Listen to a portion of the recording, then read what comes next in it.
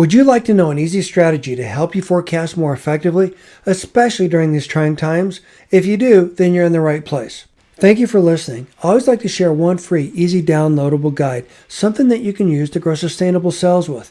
I'll talk more about that at the end of the podcast, so you're going to want to stay tuned. If you like the show, please share it with a friend, subscribe, and leave a review. Remember, this show is about you and it's for you. The goal here is to help you get your products onto more store shelves and into the hands of more consumers. And don't forget to go back and listen to previous episodes where I might solve some of your most pressing bottlenecks. You know, the things that keep you up at night. Welcome. I've been getting a lot of questions around the area of trade marketing, especially in the area of forecasting and planning. This is something that every brand needs to do and needs to do very, very well, especially during these trying times. The reason this matters is because if you get too much stock, well, that's a lot of inventory. And that's inventory that you're not going to turn very fast. It ties up your capital. And conversely, if you don't have enough product to support sales, well, that creates a lot of out of stocks. And then retailers could discontinue. You've got to get this right. There are a lot of creative strategies that you can use to help you understand what consumer takeaway is going to be. And that's really what this is about. One of the first things I talk to brands about is you've got to understand who the consumer is that buys your product, how they use your product, what they do with their product after they take it home, how do they celebrate with friends and family. Now, I'm not talking about the generic commoditized consumer, female head of household 2.3 kids. Get to understand what's unique about that consumer that buys your product. How do they use it? How do they share it, etc.? This is exactly why I created my free Turnkey Sales Story Strategies course. In that course, you'll learn how to build a foundation for your brand around the consumer that buys it. The next thing you want to do is you want to understand the category. What's going on in the category at each given moment? Every category has seasonality. Right now, what's going on at shelf because of the virus is unique and different. This is something we've never seen before. So how do you plan for that? That's going to be a little bit harder. Let's cover the basics and then we'll come back to that. One of the things you can do is you need to know your numbers. If you know what the seasonality is within the category, for example, if you look at soup season, people buy more soup when it's colder. They don't eat it when it's warmer. Cold and flu season, when is that? If you can understand those variables and then plan your forecasting and your budgets and how much product you're going to ship, how much product you're going to produce around that, that's going to help you a lot. One of the easiest strategies that I came up with years ago for brands that don't have a lot of capital is go into different retailers in your community. Talk to the grocery manager.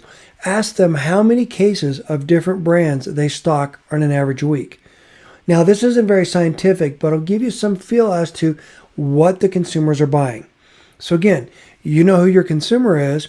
You can say to the grocery manager, how many people are buying similar products, similar to your product?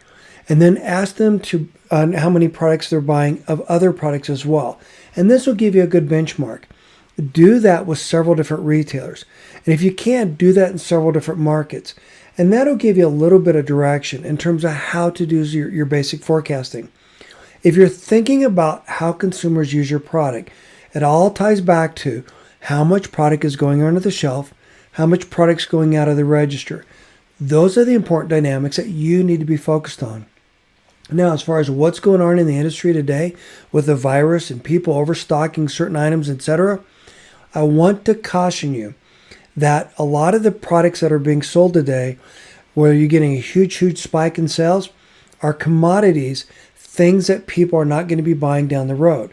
For example, you cannot use more toilet paper, or for most part, people don't use more toilet paper just because they bought it. Now, let me explain. If you have a gallon of milk in your house and you go to get milk every day and you've got that full gallon of milk, you're probably going to drink a lot more than you would if you had very little. When you get down to the last little bit, what's left in the bottom of your milk jug, you're going to want to slow down your consumption because you don't want to be the last person to drink it. You don't want to deprive other people in your house. Therefore, the consumer that buys milk, using this example, if they've got a lot of milk around, they're going to consume it more freely. They're going to go through it faster.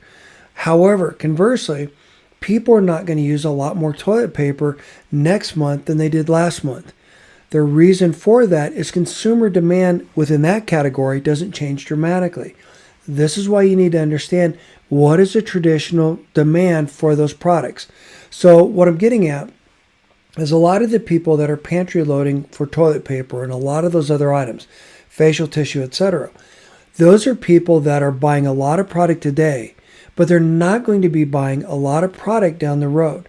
Therefore, supply chain should be able to catch up. At least we hope so. My point is that as you begin to understand consumer takeaway, what are the things that are driving that takeaway? What are things that motivate consumers to buy one product over another product, to hoard, to buy additional products, to weather the storm, etc.? Then you can better adjust your planning and your forecasting so you can better meet the needs of the retailers you work with. Another thing you can do is reach out to your retail partners. They know exactly what they sell in an average week.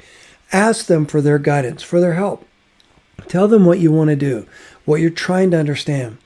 Ask them, if you promote your product at this price point, then how much product do they think they're going to need to be able to support their customers? Now, obviously, you should know this on your own. But if you're a new brand and you're starting out and you can't afford all the tools, all the resources, and if you can't afford to have a talented category manager do this work for you to understand how to properly plan, this is one easy way to get started.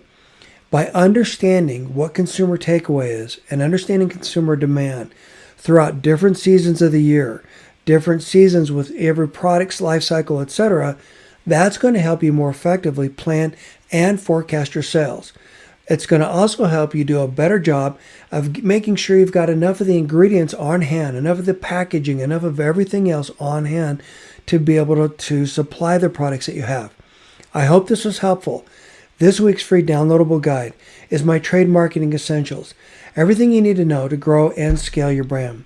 This free download is going to help give you the foundation that you can build upon. You can get it by going to the website, and you can get there by going to brandsecretsandstrategies.com/session 177. Thank you for listening, and I look forward to seeing you in the next show.